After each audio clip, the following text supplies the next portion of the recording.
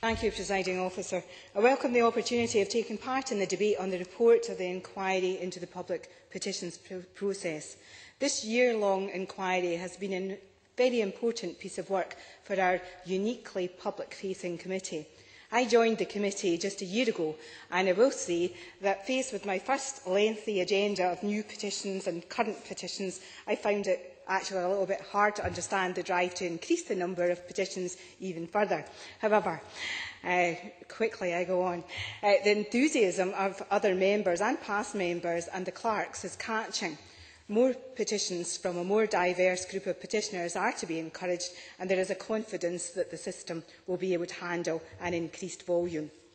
It's all too easy for members to forget how important it is that people are encouraged to make a real connection with the Scottish Parliament.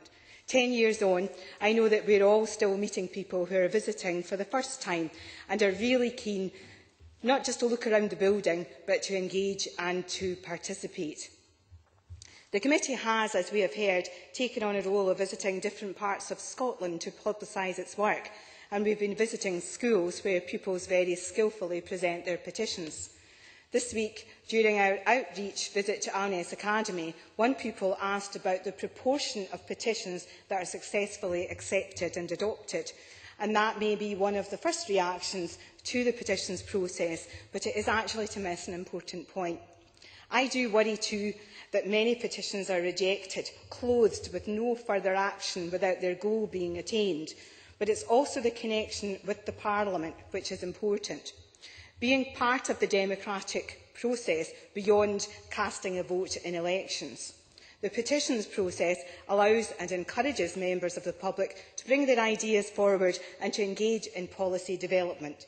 Those ideas range from national suggestion boxes to encouraging high-standard changing places toilets for people with profound and multiple learning disabilities to be provided within town centres. The personal stories that people bring to the committee are often very moving and illustrate their needs much more vividly than any expert paper could. It also ensures that topical subjects, such as that of community prisons, are brought to the attention of members. We can too easily forget the effect of policy development on people at a local level, and by bringing a petition to Parliament, local community members can explain their concerns, which can be extremely wide-ranging. Petition 1150 calls, for example, for consideration to be given to whether large prisons remote from prisoners' families offer the best way of rehabilitating offenders, or whether localised community prisons should be supported to maintain genuinely easy access to family links. The petitioner did not feel that the consultation input during the review was sufficiently discussed and therefore turned to the Petitions Committee, and I look forward to further discussion and perhaps a debate on this topic.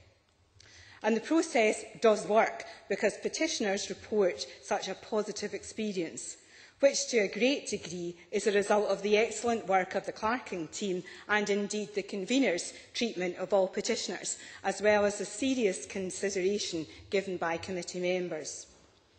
The Scottish Parliament is a leader in this field, and we need to update and review procedures regularly to keep apace with, for example, innovations in IT. It is interesting to look at petitions at different levels of government, as some people have already done. And one petition, an earlier petition, made the suggestion of inter-parliamentary petitions between the Scottish and UK parliaments. While petitions on reserved matters can cause some difficulties to the committee, at that time the committee agreed that there were a number of mechanisms by which views expressed in Scotland on reserved matters may be communicated to the Westminster Parliament, and they agreed to close the petition. Interestingly, too, it is one of the fundamental rights of European citizens to exercise their right of petition to the European Parliament under Article 194 of the EC Treaty.